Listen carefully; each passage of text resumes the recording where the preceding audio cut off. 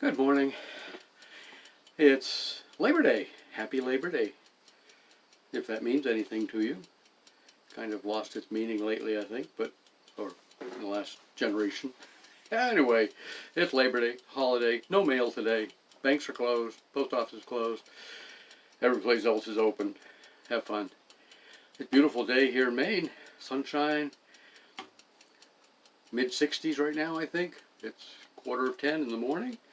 And I kind of want to get this off my... I don't have a list. Never mind. I'm not going to pretend I do. But it's something I enjoy. It's an outlet. whether you get anything out of it or not, I don't know. It helps me relax, unwind. Anyway, I want to pick up where I left off last night with the Shroud of Turin, or however you say that. And I'm not saying it's real. I'm not saying it's not. But recent scientific tests have validated its date. Now, prior to this, it was supposedly dated maybe 500 or 600 years old, which isn't old enough to be the shroud that Jesus was wrapped in, the cloth that he was wrapped in after the crucifixion. Well, again, recent scientific tests, I can't explain them, you can look them up, have validated that it is 2,000 years old.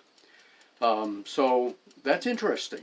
That's interesting. And I've been looking at the headlines lately and reading a few articles that there's more and more archaeological evidence and proof that biblical history is accurate, for what that's worth. Okay, it proves that the Bible does have facts in it. It's not just mythology. It's absolutely not mythology.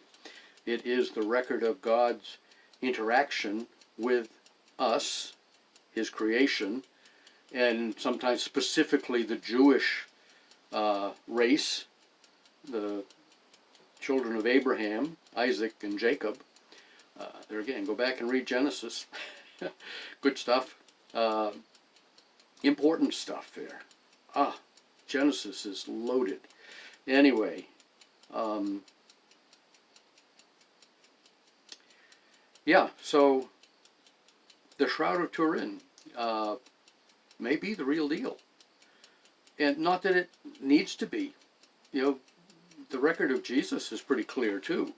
If you haven't read it or seen the movie, The Case for Christ, from Lee Strobel, he was an atheist and set out to prove that Jesus was a myth, and convinced him and found evidence that convinced him otherwise. And he is a activist for Christ now, has been for decades. We actually heard him speak at a conference up in, where were we? Bangor, I think? Maybe. Anyway, years ago now, Why Jesus convention. There's some smart people out there that that know God, that know Christ, that are informed and led by the Holy Spirit. We need to learn more from them. And anyway, here we are in September now. Summer's pretty much over, and we still haven't been out in our canoe yet. Today would be a good day, but I'm not sure my left shoulder is quite up to that yet.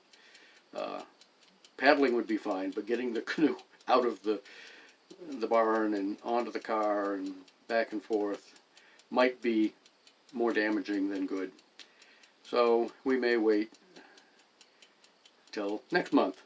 Again, we've canoed every month of the year here in Mechanic Falls. We have broken ice to go canoeing on New Year's Day and Christmas Eve and things like that. We love it, but we just haven't had time to get out.